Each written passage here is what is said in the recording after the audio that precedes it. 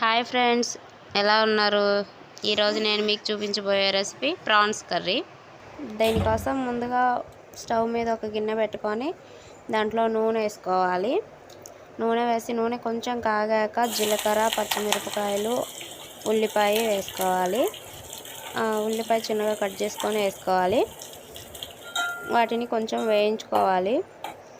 ఉల్లిపాయ కొంచెం వేగాక దీనిలో కొంచెం అల్లం వెల్లుల్లి పేస్ట్, ఒక 2 స్పూన్లు అల్లం వెల్లుల్లి పేస్ట్ వేసుకోవాలి.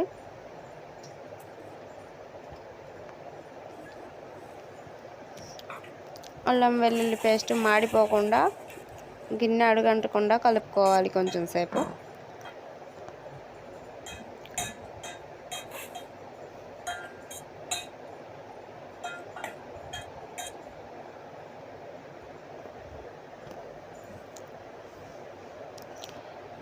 ఇప్పుడు అందులో ఒక టమాటా, ఒక ఉల్లిపాయ, మీడియం సైజు ఉల్లిపాయ తీసుకొని ఆ రెండింటిని మెత్తగా పేస్ట్ చేసుకోవాలి. దీనివల్ల మనకి కర్రీలో గ్రేవీ బాగా చిక్కగా వస్తుందన్నమాట.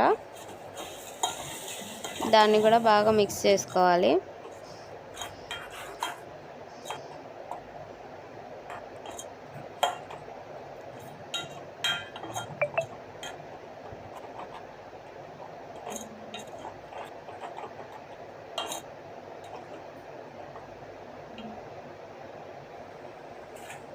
ఇప్పుడు అందులో మనం శుభ్రంగా కడిగి పెట్టుకున్న రొయ్యల్ని వేసుకోవాలన్నమాట. ఈ రొయ్యల్ని ఉప్పు, నిమ్మకాయ, పసుపు వేసి కడుక్కుంటే ఇంకా నీసు వాసన రాకుండా ఉంటుంది.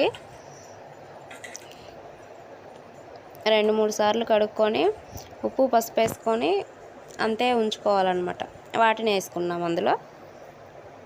దాంట్లోనే ఉప్పు వేసుకుంటున్నాం. ఉప్పు కడిగేటప్పుడు వేసాము, తర్వాత కొంచెం సేపు ఊరబెట్టాం కాబట్టి దాంట్లో ఎక్కువ పట్టదు, కొంచెం వేసుకోండి. కావాలంటే లాస్ట్లో అడ్జస్ట్ చేసుకోవచ్చు. అలాగే పసుపు కూడా వేసుకోవాలి.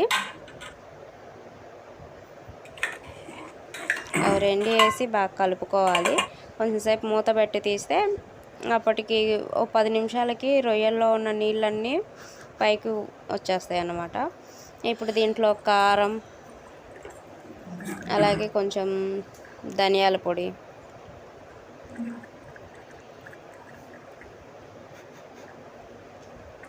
వేసుకొని బాగా కలుపుకోవాలి.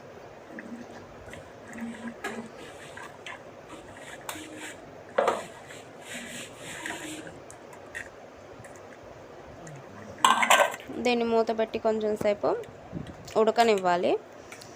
ఇప్పుడు కర్రీ రొయ్యలు ఉడికిపోయి ఆయిల్ పైకి వచ్చేసింది. ఇప్పుడు దీనిలో గరం మసాలా వేసుకోవాలి.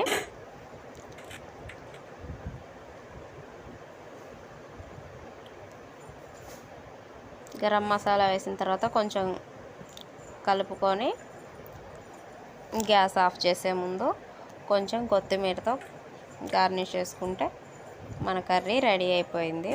కరివేపాకు కూడా వేసుకోవచ్చు, నేను వేయలేదు. అంతేనండి, ఎంతో టేస్టీగా ఉండే ప్రాన్స్ కర్రీ రెడీ అయిపోయింది. ఇది చపాతీలోకి, రైస్లోకి చాలా బాగుంటుంది.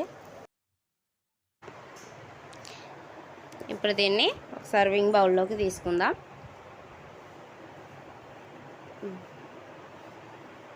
Please subscribe my channel and